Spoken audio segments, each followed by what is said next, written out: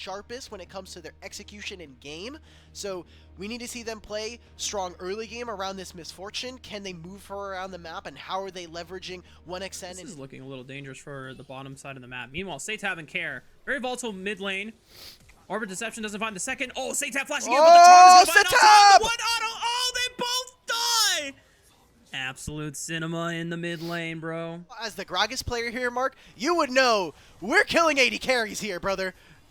Opens up with the body slam. I mean, an early barrier. There's not much you can do. Yeah, that seemed way too easy. Meanwhile, Jway trying to get a jump on the Feather, but the immediate flash on the... maybe either spending too much time in the top lane. Great cancel coming in from Feather. Oh, now we even get the Realm Warp. Wait a minute. In with the Realm Warp. Oh, they could be in trouble, but really great pulverize from Jway. Slows it down, but forced to flash away. All right, buying some time. It is now the Dragon going over to FPX. Weren't able to make too many plays, and in trade for giving over a kill onto Awesome does mean that they're able to grab themselves the first objective of the game. They did manage to secure themselves the first Dragon of the game. We'll see if that's something, realistic win condition they can continue to play for. I want to go back to what are the realistic spikes for FPX's composition, because as you said before, it definitely seems like FPX, while one note, Gragas, it is going to be very reliant on Hoya actually landing skills, and inside lane you can try to kind of shadow the Gragas and get a little bit of chip damage away before, you know, kind of sending in Beichuan and Satab to overload one side with Realm Warp. But now with 6 grubs, I feel like TT are in a really good spot in this game. I mean, you're going to be able to hit turrets. You have this Misfortune who already does a hell of a lot of damage anyway, and now we're seeing this. They're setting up for a dive. I mean, similar to NIP, Thunder Talk are trying to use all 6 grubs by overloading the top lane so that Thunder Talk are dissuaded on looking for the dive. But now, Satab all isolated by himself. The charm and the cease and desist, the full combo from Jway's Alistar as he flashes in to guarantee the stun. FPX locked down Satab, but Shadow flashing away as his teleport is coming in just a little too slow. Unless we get a Kaisa flying with the Killer Instinct. I mean, Sheer still has teleport. He's been getting at least a wave to himself, if not a second one. The flash charm from Care will find another pick on the Feather. The bullet time just does nothing against FPX. And now he's got a Crescent Guard to keep things hot here for Beichuan. Uh-oh, Awesome got isolated. Joey was trying to run out alive, but doesn't make it out. And Thunder Talk able to at least trade 2 kills here. Care teleporting out just so he can get out alive. I don't think Shadow's going to be able to escape certain death here, but... still, all this time, Sheer is getting 3 waves all to himself. He's got it. He gets first brick. Yeah, so now they still lose out on the feats of strength. Sheer is going to eventually go down here to 1xn, and I just think, like, so many things went wrong here for the side of TT. I loved what we got to see from Jway in there, stopping the bullet time very early on, so... Spirit rush out of there, but he is able to preserve the ultimate. Jway thinking about a Hex Flash, doesn't go for it over the wall. 5,000 HP on the Rift Herald. Care still lurking around on the left side, looking for that flank in the Pitzer. Who's the target here? I imagine it's 1xn. Hoya with the barrel, punts him away, and Jway is isolated. Yeah, he popped the ultimate, but he's not going to get that much value. Shadow tries to go in for the Smite Steal. Doesn't happen. Beichuan secures it. Bullet time will finish off Sheer in the chase. Doesn't get any value, and now what are we doing? The Realm Warp. I don't know what's happening on FPX's side. They just completely collapsed.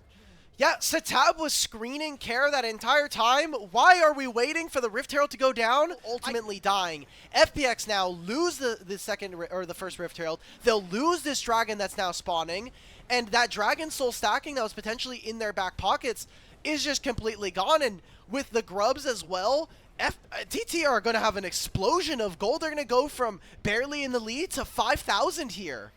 Yeah, the Rift Herald doesn't quite find the charge, but they're still going to get a decent amount of damage down.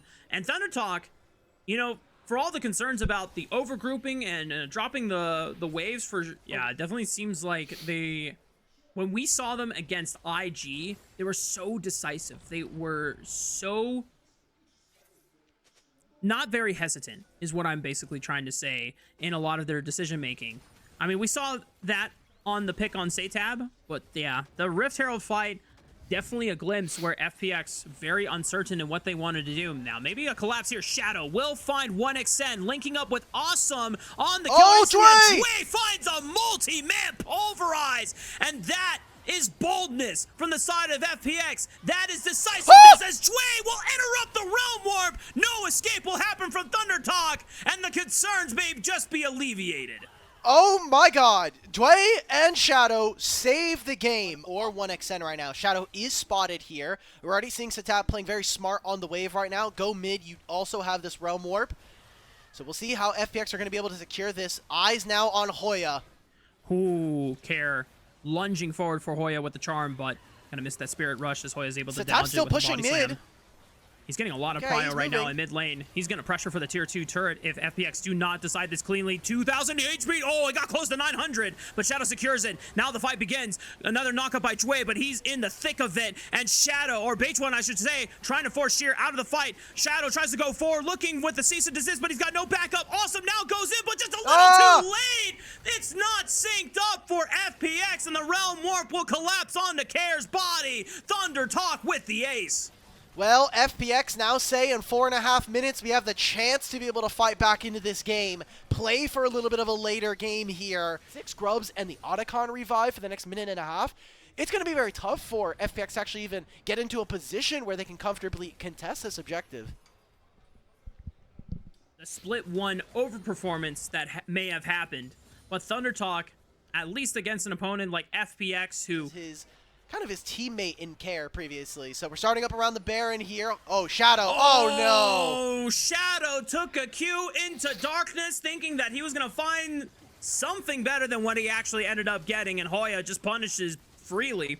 No jungler now for the side of FPX, and this is a free Baron for the side of ThunderTalk. He saw the light. He was like, oh, I'm going into darkness. I'm getting us out of the fog of war.